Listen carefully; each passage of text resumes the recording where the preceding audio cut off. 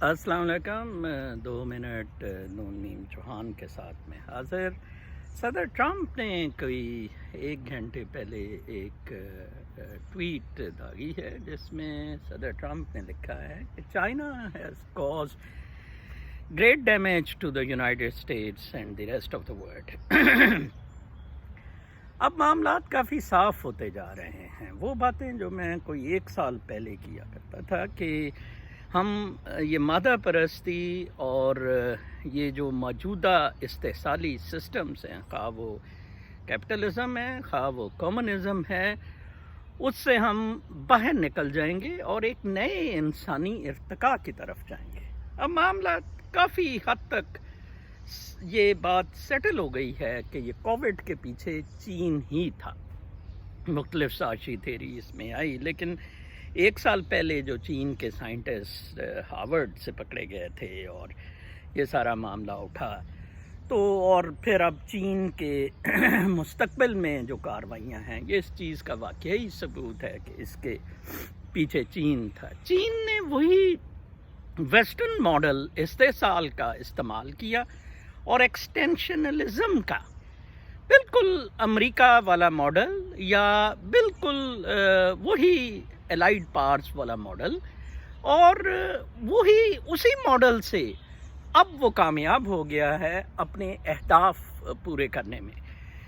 یہ سمجھتے ہیں کہ چین کی چیزیں نہیں بکیں گی تو چین جو ہے اپنا بھوکا مرے گا. ایسا بالکل نہیں ہے. چین کے پاس اب وافر ریسورسز ہیں. چین نے گروتھ ریٹ کا نظام بھی ختم کر دیا ہے اور چین جلد ہی اپنی کرنسی RMB یوان کو as an international currency market میں فلوٹ کرے گا. چین کا افریقہ اور ایشیا پر بہت زبردست تسلط ہے، یہاں تک کہ صدر ڈوٹارٹے نے بھی کوئی 2 سال پہلے چین سے صدر ڈوٹارٹے کو ڈیل کرنی پڑی تھی. گو کہ اب وہ بہت رو رہا ہے کہ جی چین نے پانیوں میں وہ اپنے بحری بیڑے کھڑے کر دیے ہیں. تائیوان کا چین پہ تسلط اسٹیبلشڈ ہے. چین کی کمیونسٹ پارٹی کے جو لیڈرز ہیں مین، ان کی تو شادیاں رشتہ داریاں تائیوانی لیڈرشپ سے ہیں. اسی طرح ہانگ کانگ سے تو چین مار مار کے کینٹنیز کو نکال دے گا.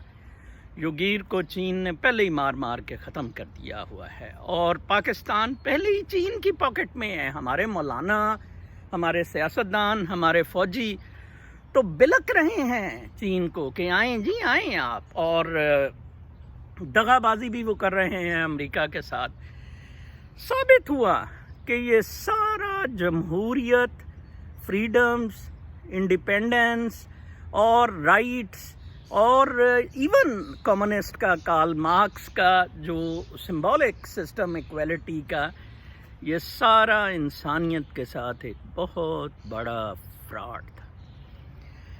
میں کئی لوگوں کو کہتا ہوں کہ موجودہ حالات ہی بنیادی طور پہ قیامت ہے. قیامت کوئی اس طرح کوئی سٹیج سیٹ نہیں ہوگا کہ سورج سوا نیزے پہ آ جائے گا اور کوئی ایک بڑی سی ہستی حساب کتاب کا رجسٹر لے کے بیٹھی ہوگی. Absolutely not. ٹھیک ہے جی، یہی قیامت ہے، اور اس سے ہی نیا انسانی ارتقاء آنا ہے جو بیونڈ 5 سینسز کا ہے. 5 سینسز سے تو ہم نے جو لوٹ مار کرنی تھی، جو استحصال کرنا تھا، جو نیست و نابود، تباہ و برباد قدرت کو کرنا تھا، قدرتی چیزوں کو، وہ تو ہم نے کر دیا.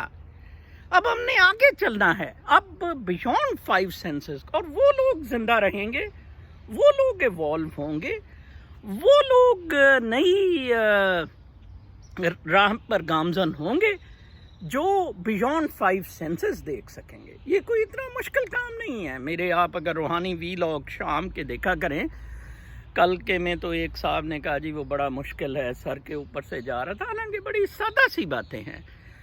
تو لہٰذا پاکستان جون سے ہے وہ تو اب چین کے بالکل قبضے میں ہے، اور ادھر جو ایلیٹ کی بدماشی ہے اس میں 22 کروڑ لوگوں کا ہاتھ ہے.